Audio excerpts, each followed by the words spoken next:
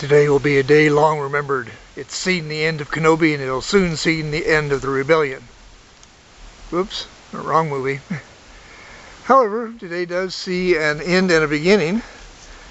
I just got the last coat of clear lacquer on the little VW toy that I've been working on, and it'll soon be all finished. And a beginning to a long promised project. Years ago I promised myself I would build a life-size statue of the Goddess Bastet, and things got in the way and I've never gotten around to getting it started really.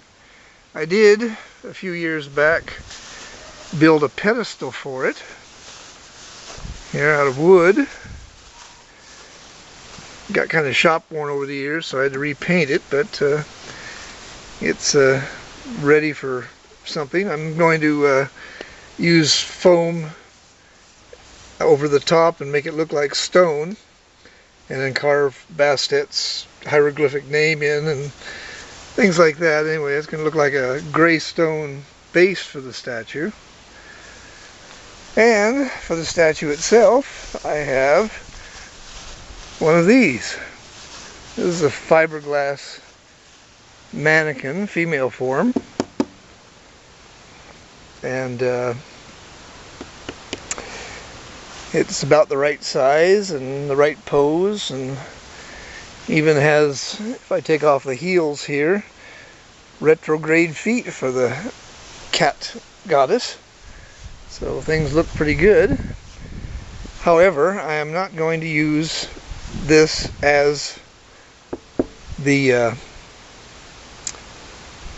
basis for it. I mean, I'm not going to use this, this is not going to be the statue itself.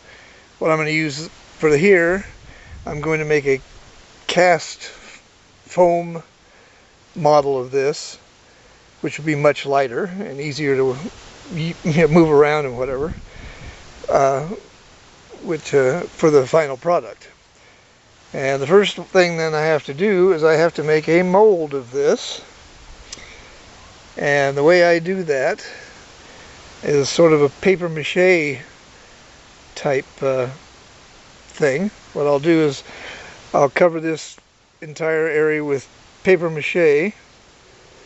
The first layer I just simply wet and form to the form, or form to the form, and that sort of acts as a mold release. The second layer I will put on and then glue down, and then subsequent layers will be glued down until it's stiff enough to basically hold the foam. And then once the foam, or once the paper mache part's been done, then I'll cut the mold and fill it with foam, and then I'll have a basically a foam version of this that I can model and work on to for the statue. I have arms that are not for this particular model. However, I think I can make them work. They're actually for another half model, female ones I have. Here are the arms here, and hands. I got hands as well. And like I said, they don't exactly fit on this statue,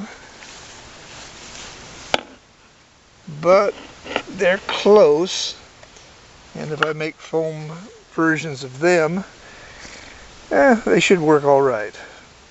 So anyway, this is one of my next major projects, and I'm going to start it by paper macheing today.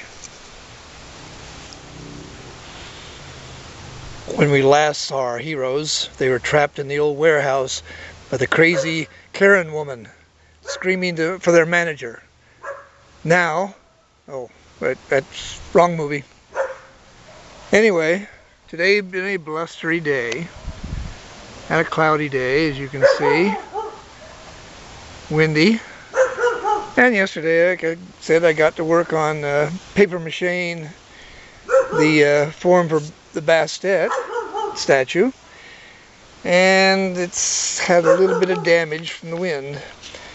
As I said, I take and I put a layer of just wet paper on the first one, and then I put over that a coat of this is wallpaper trim paste. I can't find wallpaper paste anymore. Everyone uses the pre-pasted stuff, so I can't find any of that around. Or you can use Elmer's glue. I guess they now call it PVC glue. Although I don't know why they call it PVC glue and not PVC shake. I mean, it's made out of the same stuff, cow's milk. But anyway, I'm gonna have to wet this and get it put down and do a few things here. And as you can see, the area that's glued is stuck down pretty good, and it hasn't stuck to the form, so it's doing all right. But anyway, I've also, when you work with water-based stuff, the most time you spend is waiting for things to dry. And so I like to have more than one project running at a time. And I have this. This is the body to my hero mannequin that I use for Halloween and whatever. He's been a werewolf and a killer clown, and I don't remember what else, but anyway, quite a few things. But he does illustrate the process of what I'm going to be doing there. I have a male mannequin form, fiberglass, that I've put paper mache over, and then I put, on this particular one, I wanted removable head and arms and that, just PVC pipe, because they're going to be dressed. And I put that inside, and then I sprayed it full of spray foam. And I left a layer of the paper mache over the top so that I could, as a sort of a skin, so that I could paint it flesh color, so it would work for you know, other things. Unfortunately, over the years, the paper mache is kind of worn off and cracked, and the foam is split a little bit here, and it needs a little repair and a new coat of paper mache, I think, over the top, and a new paint job to make it usable again. And this also illustrates the ideas of what you can use to cover this with. As I said, on this one I left it with just paper mache and then painted the paper mache with latex paint to protect it. But I'm thinking on this one, I want it to look kind of stone-like, and there's quite a few different options. I can coat it with a monster mud, or, you know, I don't know, all kinds of different things. But I thought last night, I watched a lot of YouTube videos, you know, how-to videos, and last night I saw one where people were using plaster bandages for a project, and I thought, yeah, now that might work. You know, put a plaster bandage over this and texture it, and it would look a lot like stone, and it would hold paint well, and it would also be quite well protected. So that is a possibility for the finish on this. Anyway, I'm going to have to wet this down and get this all put back and continue with the paper mache on it, because I only got about a quarter of the thing done, maybe, if I'm lucky. So onward and upward. Okay, now I've got the paper wetted down and sort of back on the form, and I'll continue to paper mache it. Alright, now I have a couple of coats of paper and paste on the form, and if I was making a paper mache statue, I would just continue putting paper and glue over it until either the cows came home to make more PVC glue, or it expanded to fit the entire known space, but I'm not. I'm using it as a mold for expanded foam. And one thing that expanded foam does is expand. And don't exactly remember the amount, but I think it's between 1/4 and 1/2. Again, the size of what it starts out, it blows up to. And if what is containing it isn't strong enough, that foam will actually push the barriers out, which is not a good thing. So the next procedure on this part will be covering it with tape. Tape adds extra strength to the paper and keeps the form, and basically also makes it easier when I cut the form in half to get it off the or cut the mold in half to get it off the form. I can then put it back together with the tape. So the next thing will be cutting little pieces of tape and sticking them on and wrapping it where I can and making it all nice and solid. I'll probably put a couple of layers of tape on, and then after that I will figure out the best place to split the mold. I'm not exactly sure where I want to do that yet, but anyway, and get it off the form and go from there. Now, I didn't go on down the legs. I stopped about above the knee here because, again, getting if I'd gone all the way down, trying to get it off the form would be even more of a problem. So I will, after I get this part off, I'll paper mache the legs and make them into separate molds, and we'll continue on with it.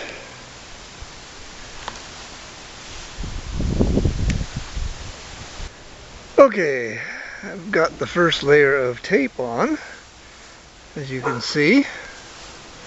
I'm going to put a second layer on because, as I've said, you know, expanding spray foam expands, and I've actually seen it push boards that were supposed to keep it in place apart if they weren't secured quite well. So, second layer of tape will add a little extra strength and perhaps seal a few holes that I may have missed. I mean, it's hard to get. But anyway, there's the first layer, all relatively stuck down. And we'll move on from there. Alright, I've got a couple of layers of paper mache and a couple of layers of tape on the thing. And I'm now ready to try to get the mold off the master, which is always a fun thing. First thing to do is figure out where to cut it. I'm thinking cut right down along here on one side to start with, and probably have to do it on the other side too, but we'll see. I don't have, what I'd like to have is some of those flat scissors that they cut bandages with, you know, that you get in and it cuts, but it slides along the skin. But I don't have those, or at least I can't find them. So I'm going to use some nail clippers or nail scissors to kind of get in between. I don't want to cut the fiberglass or do that, so I'll try to get in between the paper and it and cut that. And see if I can get it off. Normally I don't film what I'm doing, basically because it's me, myself, and I here, and I don't have enough appendages to both do the work and to film at the same time. But I've got a tripod here, and I'm going to set it up and give it a shot, see whether I can at least show you some of the trials and tribulations of doing projects. We'll see how that works. If it doesn't, well, you'll never see it anyway. So one way or the other, let's see if we can get the mold off. Okay, let's see how this goes. Another reason for cutting down this side is eventually this has to be stuck back together, and there's a nice sort of flat area that the tape that you stick it back together with can go. So that's another reason for going along the side. And let's see if we can figure out how to get started here. I'm going to start from this end.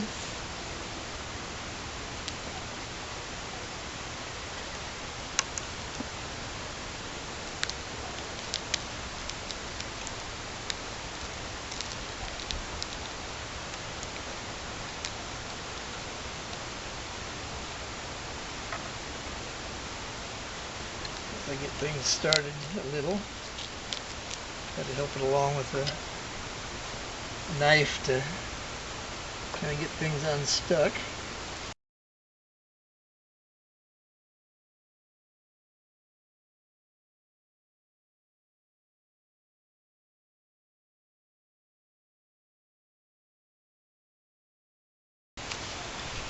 The idea, of course, is just to take your time.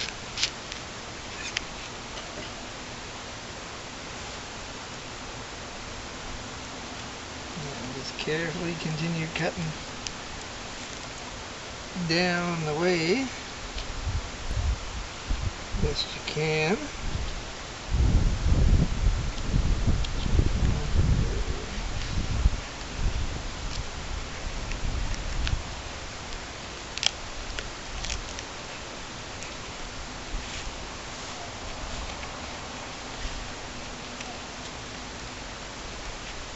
I'll switch to some bigger scissors just to see whether I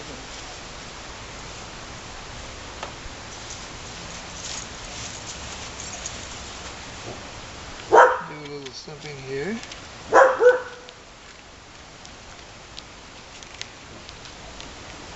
And that looks like the little ones are the ticket.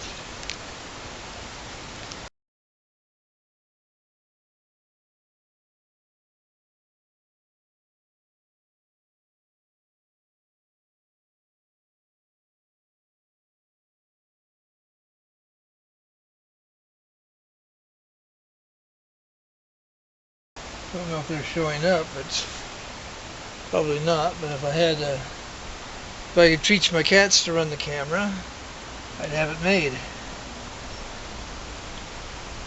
I'm both out here wondering what the human's doing.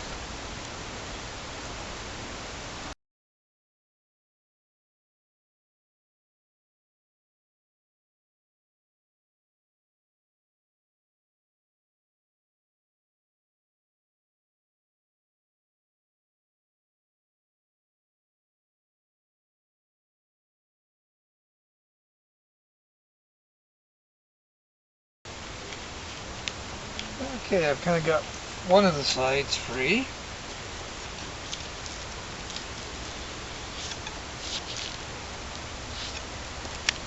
So I'm now going to go and turn it around here and try to get the other side free. Ugh.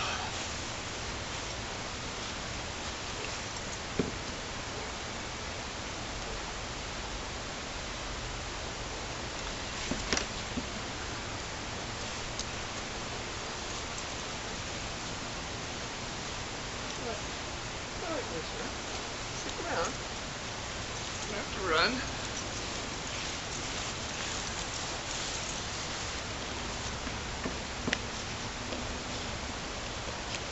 There, so it stands up and a little bit, makes it easier for me. And we'll start the other side, same way.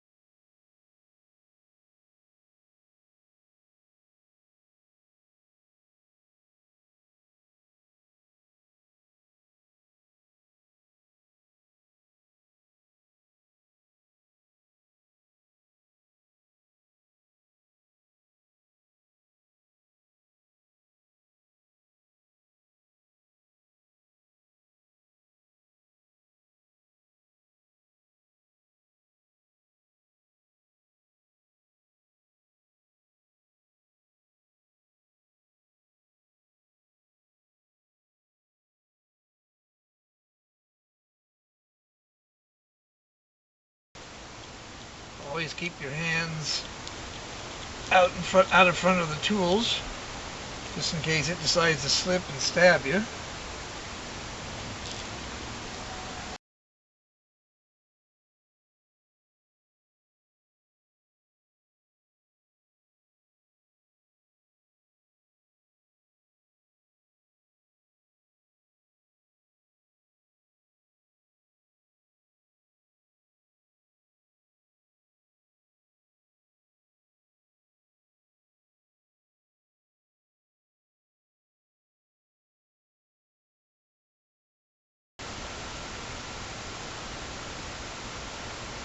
It kind of looks like I'm going to have to split up here a little bit too to kind of relieve some of the pressure, which is something I hoped I wouldn't have to do, but well,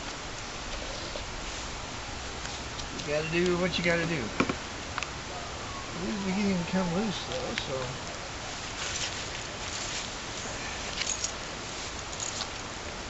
it is getting there.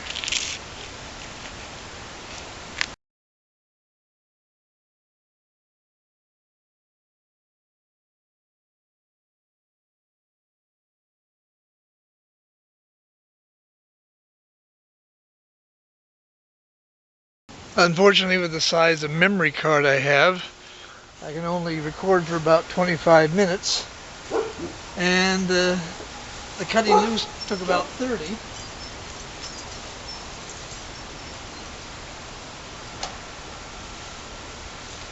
However, it is now pretty well loose, and I'm hoping that I can slide this kind of down and off and be real happy with it. So let's see what happens.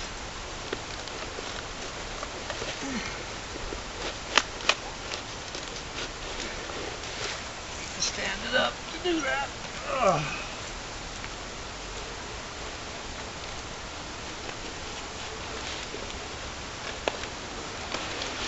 There we go. It's like shedding it. It's like taking a bathing suit off. All I gotta do is get it up.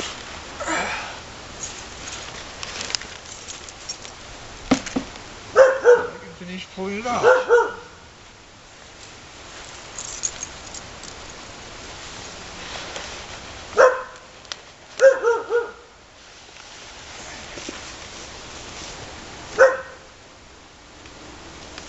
And just like that, there we go.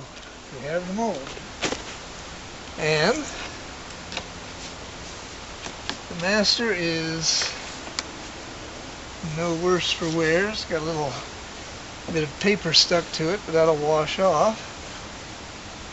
No scrapes or cuts or anything like that, so this can be used for who knows what else. Of course, I have to do the legs. That'll be the next step. I've still got legs to do, and the arms, and the hands, and a head, and I've got a cat face thing that needs to be molded and everything, so I'm not anywhere near done yet, but anyway, we did get the mold off. In relatively good shape. And as soon as I get some spray foam, I'll probably foam that and get it finished up, and then continue with it. Anyway,